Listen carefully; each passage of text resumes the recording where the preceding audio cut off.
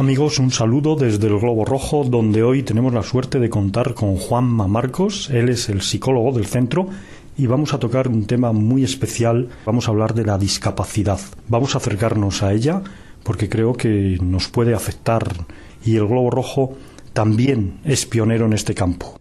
¿Qué es la Escuela de Familias con Hijos con Discapacidad en el Globo Rojo? Precisamente ayer tuvimos la reunión con las familias con hijos con discapacidad y bueno, pues quería contar que esta experiencia ya la llevamos haciendo desde hace unos años. Nuestro colegio acoge a niños con discapacidad pues desde casi prácticamente desde su inicio, pero lo importante que ahora yo quiero tratar es explicar cómo ha surgido esta idea de la Escuela de Familias para hijos o con hijos con discapacidad, que la denominamos Dale la Mano. Esta escuela ha sido una iniciativa pues surgida aquí en el Colegio Globo Rojo para facilitar el encuentro de estas familias, para que de alguna manera tengan un acercamiento entre ellas, para que puedan ponerse en contacto y puedan poner en común esos sentimientos y esas emociones que afloran cuando se tiene un hijo con discapacidad. De alguna manera también para que comenten sus experiencias de cómo le ha ido, cómo les va el trabajo con ese hijo con discapacidad.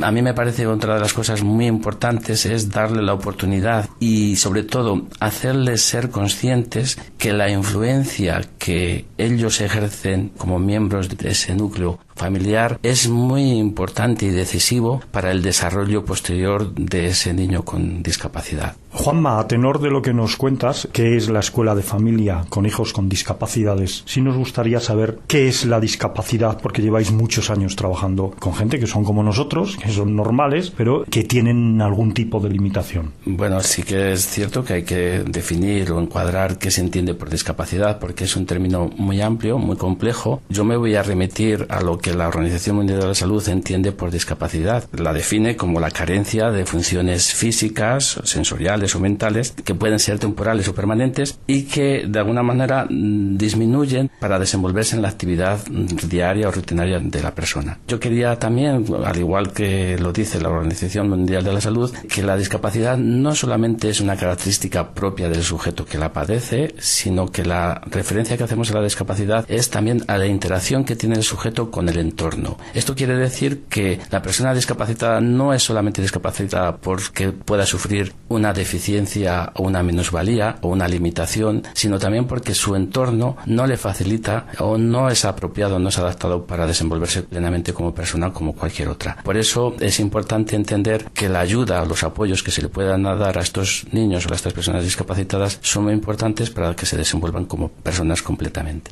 ¿Cómo viven las familias el nacimiento de un niño con discapacidad? ¿Qué sentimiento se tiene? Porque claro, tú nos acabas de decir que necesita un entorno especial, que hay que saber vivir con él. Es decir, aquí hay un cambio muy importante. ¿Cómo recibe la familia la llegada de un hijo con discapacidad? Daniel, evidentemente la llegada de un hijo con discapacidad es bastante complejo definirlo en el sentido de que las emociones que tienen los padres son múltiples y son muy variadas y cada familia reacciona de distintas maneras. Por eso yo no voy a decir que se viva negativamente o positivamente. Va a depender del proceso cognitivo o mental que haga cada familia. Y va a depender de cómo afronte o cómo desea afrontar esa discapacidad de ese hijo. Es decir, que de alguna manera los padres pueden estar predispuestos positivamente a recibir un hijo con discapacidad o no. Por eso trabajar la intervención con estas familias es muy importante para que sepan cómo pueden afrontar esta situación. Las familias en general pasan por varios ciclos a lo largo de la vida y es evidente que depende del momento en el que se encuentren de su ciclo vital, la familia, la llegada de un hijo con discapacidad va a ser muy diferente, pues por ejemplo, cuando una familia es joven, una pareja recién casados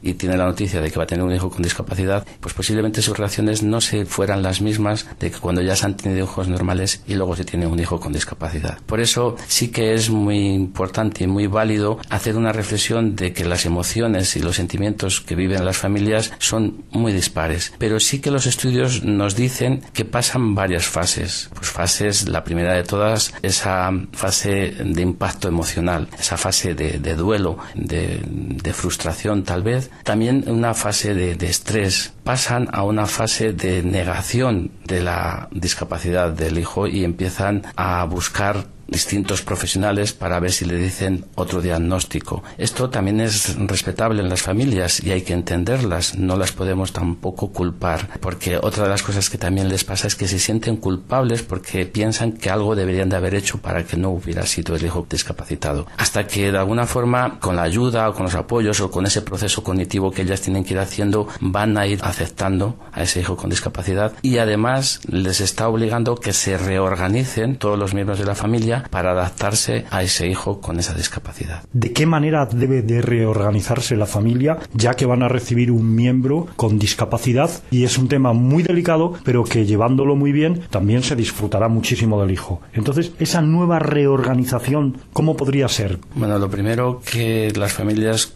deben de pensar, y bueno, más bien deben de seguir haciendo la vida normal que tiene que hacer cualquier familia. Ya sabemos que con un sacrificio mayor, eso es inevitable. Es importante que las familias sigan teniendo su independencia como lo harían cualquier otra familia. Aquí sí que evidentemente tienen que hacer un esfuerzo muchísimo mayor. Por ejemplo, los recursos económicos en una familia con un hijo con discapacidad, pues hay que de alguna forma definirlos muy bien, es decir, destinarlos adecuadamente para que todos los miembros se beneficien, pero en este caso con el hijo de discapacidad van a necesitar pues más apoyos, el gasto va a ser mayor, es decir, se van a ver resentidos ciertos proyectos de la familia. Pues a lo mejor no van a poder comprarse el coche que tenían previsto porque necesitan un tratamiento caro para su hijo. Esta reorganización pasa porque tienen que hacerse un plan familiar diferente que va a afectar a todos los miembros. Va a afectar incluso a los hijos, o sea, es decir, a los hermanos, va a afectar a los planes familiares, va a afectar a cómo tienen que empezar a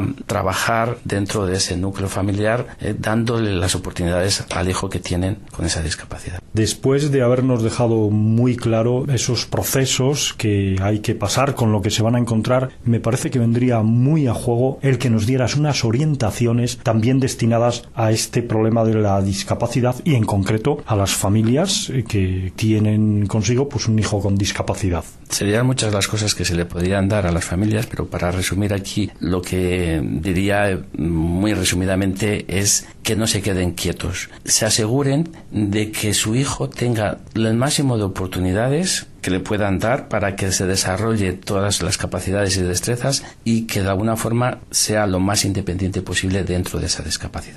Pues Juanma Marcos, el psicólogo del Globo Rojo, muchísimas gracias. ¿Te parece bien que ampliáramos un poco más la semana que viene? Yo encantado, por supuesto. Te cogemos la palabra, muchísimas gracias y hasta la semana que viene. Hasta la semana que viene, Daniel.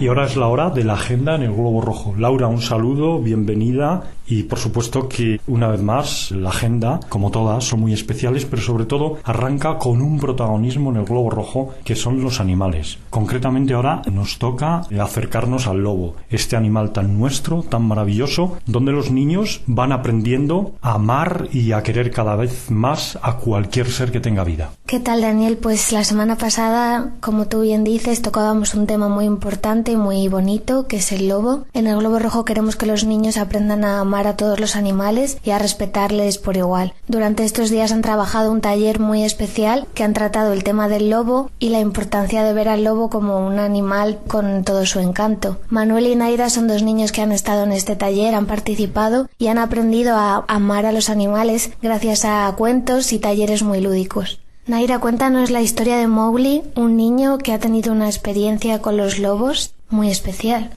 Pues que Mowgli con sus padres aterrizó de la selva por un error y los padres murieron y los pasajeros, y una loba vino y le cuidó como si fuera su madre. Manuel, ¿tú te sabes la historia de Rómulo y Remo? Que en Roma la loba le alimentó a dos niños que se llamaban Rómulo y Remo. ¿Cómo fue el taller? ¿Qué es lo que hicisteis para aprender a querer al lobo y a conocer a este animal? porque Sandra nos contó cosas del lobo y entonces aprendemos a cuidar a los animales. Manuel, ¿te acuerdas de cómo fue el taller con la máscara? Sí, que Loli fue a coger los papeles del dibujo del lobo y después las tuvimos que colorear nosotros al lobo. Después nos puso una cinta en el lobo para que nos las pusiéramos en la cara. Y eso es todo hasta aquí del lobo. Naira, ¿cómo nos despides? Que yo y Manuel hemos estado en la radio aquí porque queremos mucho a los animales. Muy bien, chicos, muchas gracias por haber estado aquí. El Globo Rojo continuará realizando talleres muy interesantes sobre animales para que los niños aprendan a querer a todos los seres vivos por igual. Después de esta intervención infantil pasamos con otra actividad de mucha actualidad en el centro, que es el Día de la Paz. Se celebró ayer, día 30 de enero, en conmemoración por la muerte de Mahatma Gandhi, uno de los personajes históricos más importantes que ha contribuido a que en el mundo se produzca una situación de paz y que estemos concienciados con esta consigna.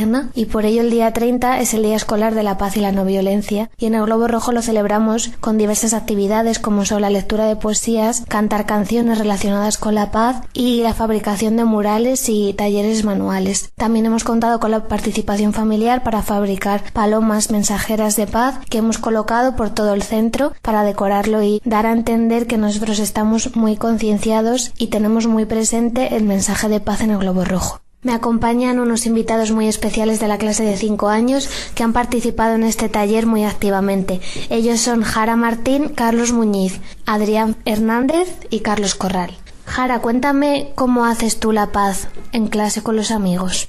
No hablo dando voces y la atiendo mucho a Loli y le ayudo a Miguel a ponerse el babi y también al coger el bocata y no peleo con la gente. Yo le atiendo a mis padres y no le doy dando voces. Y soy muy obediente. En clase, además de aprender unas normas, también aprenden a conocer a personajes de la historia que han favorecido que exista la paz en el mundo. Carlos, ¿te sabes algún personaje? Sí, Rigoberta Menchú, Gandhi, Nelson Mandela, Madre Teresa de Calcuta, Dalai Lama. Y ahora Adrián y Carlos nos van a leer una poesía sobre la paz. A ver, Adrián, ¿cómo empiezas? Palomita blanca, que surja el cielo, ¿dónde está la paz que tanto queremos? Está cuando damos amor y cariño a jóvenes, ancianos, también a los niños. Muy bien, chicos. Y finalizamos con Carlos. La paz es querer, tener siempre amigos. Si es malo y pelearse, no tiene sentido. Por eso sabemos que con nuestras manos hay que construir la paz que buscamos. Muchas gracias a todos, chicos. Laura, ha sido una agenda preciosa, llena de amor a animales, que es lo que tienen que hacer los niños para ser cada vez mejores, y la no violencia aquí presente y el disfrute de ver que entienden muy bien este mensaje y querer mucho a los animales. Pues así es, Daniel, y seguiremos trabajando para que esto siga siendo posible entre los niños del Globo Rojo. Muchas gracias, porque ellos, sin duda, esa semilla que recogen aquí, sabrán esparcirla y dar un buen ejemplo de esta convivencia, este amor, este aprendizaje tan grande que se lleva a cabo en el Globo Rojo.